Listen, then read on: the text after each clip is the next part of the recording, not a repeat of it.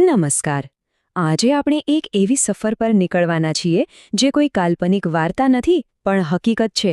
દર વર્ષે હજારો પરિવારો દ્વારા જીવાતી એક વાસ્તવિકતા. તો ચાલો આ મોસમી સફર ફરી ઉપડ્યાને એકદમ નજીકથી સમજીએ. વિચારો, દશેરાનો તહેવાર હમણાં જ પૂરો થયો છે. ગામમાં જે ઉત્સાહ હતો એની જગ્યાએ હવે એક અજીબ શાંતિ છે. કેમ કે અહીં તહેવારનો અંત મતલબ એક લાંબી મુસાફરીની શરૂઆત, લગભગ 6 મહિનાની. પરિવારો પોતાનો બધો સામાન બાંધી રહ્યા છે, કારણ કામની શોધમાં એમને પોતાનું ઘર, પોતાનું ગામ બધું જ છોડીને જવાનું છે. પણ આવું કેમ?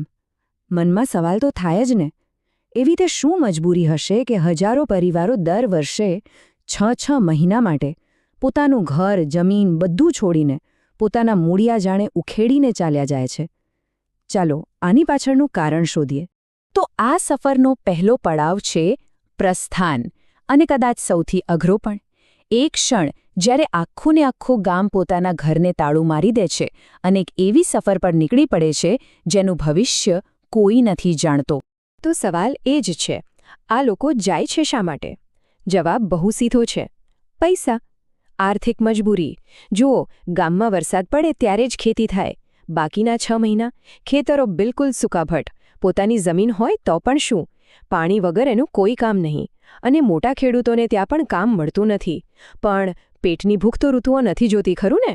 ઘર ચલાવવા, બાળકોને ખવડાવવા પૈસા તો જોઈએ જ, અને એટલે જ આ લોકોએ આ અઘરો રસ્તો લેવો પડે છે. અને હા, આ કોઈ એક કે બે પરિવારની વાત નથી. આ તો આખા ગામની હિજરત છે. જરા કલ્પના તો કરો, ગામના બધા જ લોકો, વડીલો, બાળકો, બધું જ પાછળ મૂકીને એક સાથે નીકળી પડે છે. પાછળ શું બચે? બસ સુમસામ ગલીઓ અને તાળા મારેલા ઘરો. સારો, તો એ લોકો નીકળી તો પડ્યા, પણ જાય છે ક્યાં? એમનું નવું ઘર કેવું હોય છે? ચાલો હવે એના પર વાત કરીએ. જ્યારે આ બધા પરિવારો સાથે મુસાફરી કરે છે, એમના આ સમૂહને કહેવાય છે કારવાન. એક લાંબો કાફલો. બળદગાડામાં એમનું ઘરવખરીનું સામાન હોય અને બધા સાથે મળીને શેરડીના ખેતરો તરફ આગળ વધે છે, કેમ કે ત્યાં જ એમને કામ મળવાનું છે. આ બે તસવીરો જુઓ, કેટલી અલગ છે નહીં? એક બાજુ ગામનું પોતાનું પાક્કું ઘર અને બીજી બાજુ ખેતરો પાસે બનાવેલી એક કામચલાઉ ઝૂંપડી. આ એમની જિંદગીના બે છેડા છે.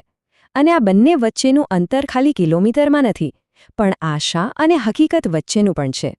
તો એમનું નવું એડ્રેસ શું હોય છે? શેરડીના ખેતરો પાસે બનાવેલી આ નાની ઝૂંપડીઓ. સૂકી શેરડી અને પાંદડા, બસ એમાંથી જ બનેલી હોય છે. કોઈ ખાસ સગવડ નહીં. અને આ જ એમનું ઘર છે આવનારા 6 મહિના માટે. ઓકે, તો હવે એ સમજીએ કે આ બધું ચાલે છે કેવી રીતે.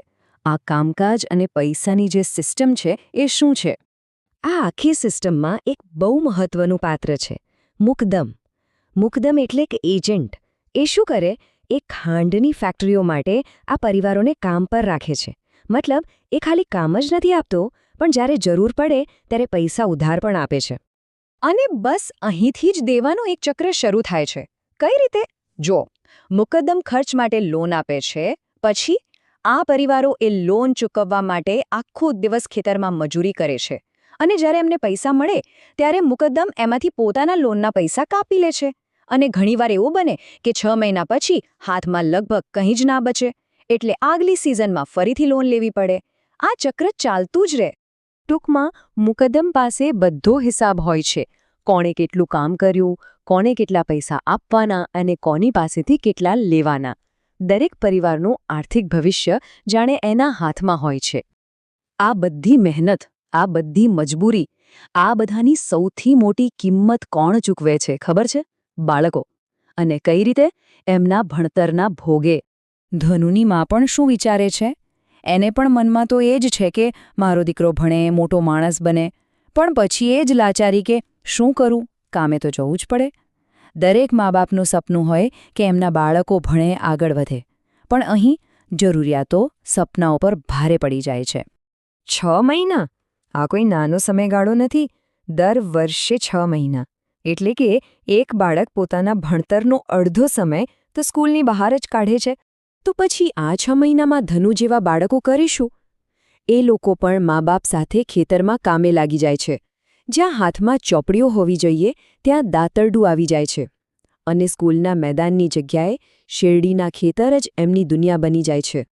અને આ જ તો સૌથી મોટી તકલીફ છે. આ ચક્ર ક્યારે અટકતું જ નથી. એક પેઢી પછી બીજી પેઢી બસ આ સફર ચાલ્યા જ કરે છે. તો ચાલો એક નજર નાખીએ આ બંને જિંદગી પર. ગામમાં શું છે? પોતાનું ઘર છે, સગાવાલા છે, પણ કામ નથી. અને સફરમાં કામ છે, પણ રહેવાનું કામ ચલાવો ઝૂંપડીમાં, પરિવારથી દૂર. અને સૌથી મોટો ફરક, ગામમાં બાળક સ્કૂલે જઈ શકે છે, સફરમાં એ શક્ય જ નથી. 6 મહિનાની સખત મહેનત પછી આ કારવાન પાછો પોતાના ગામ આવે છે. પણ આ અંત નથી. આ તો બસ એક નાનકડો બ્રેક છે.